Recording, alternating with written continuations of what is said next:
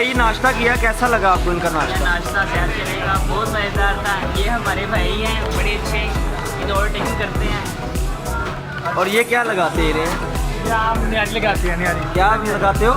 Chicken न्यारी लगाते हैं। दिखाओ, ये भी बना रहे नहीं, हो? आज नहीं बढ़िया, नहीं खत्म हो गया। आज के लिए कितने सालों से सैफ चने के पास काम कर रहे हैं? ये मुझे 10 साल हो गए। इतना ही रश होता है? अभी तो कम है। अच्छा। क्योंकि रात को मैच था ना, लोगों ने बहुत जुआ लगाया था, उसकी वजह से अभी भी काफ़ी लंबी लाइन लगी थी, अब छोटी हो गई है लाइन।